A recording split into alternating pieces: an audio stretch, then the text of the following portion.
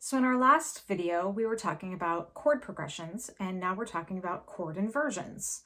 So we've already determined that a chord inversion is simply the order in which the chords are played, and we're using Somewhere Over the Rainbow as an example for this.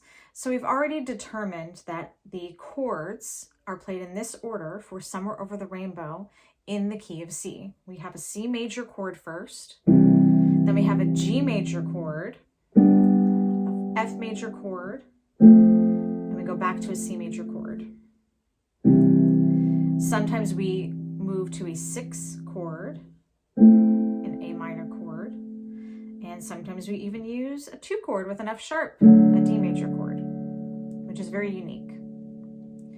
We can also call this a 1, 5, 4, 1 chord progression in the key of C for Somewhere Over the Rainbow. So now let's talk about inversions. So an inversion is simply where you play the same notes in a chord. For example, a C major chord has C, E, and G. You play those notes in a different order and you get a different sound, but the chord is still the same. You can't change the notes. So first, let's talk about what we label our notes in a chord as. So today we're using triads, meaning 3 notes in a chord, and we're starting with a C major chord.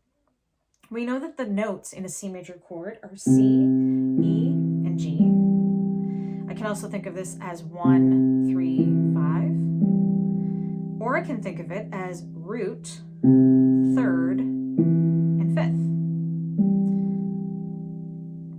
Now, when I play in root position like this, the root of the chord is on the bottom, down here, C.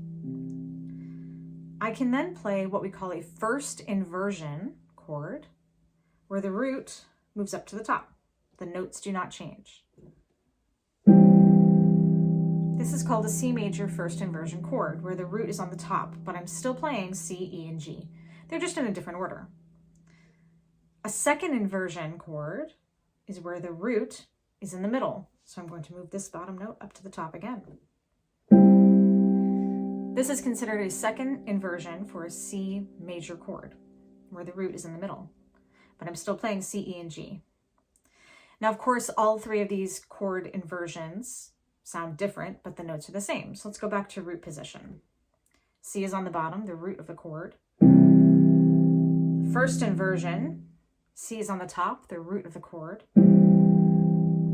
Second inversion, the root is in the middle. Now I can do this with any major chord. So the next chord in my chord progression for Somewhere Over the Rainbow is a G chord. So let's do the same thing with the G major chord so you can see. A G major chord has G, B, and D. G is the root, B is the 3rd, and D is the 5th. So this is a G major chord in root position. This is a G major chord in a first inversion.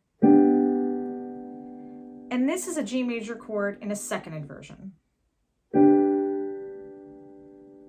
Now it's really helpful to know chord inversions because it makes it much simpler to play any song. For example, if I were to play the first 2 lines, the first 8 measures of Somewhere Over the Rainbow in the key of C, just with my left hand, just the chords, and I played all of these chords in root position, I would be jumping quite a bit. Let me show you.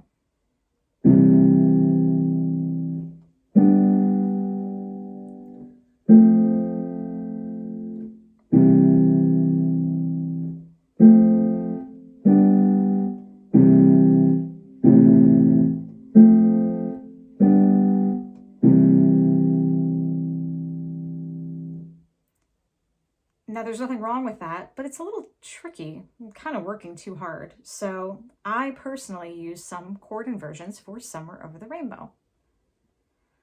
I like to use a combination of root position chords, first inversion chords, and second inversion chords. If you want to check them out, go watch the next video.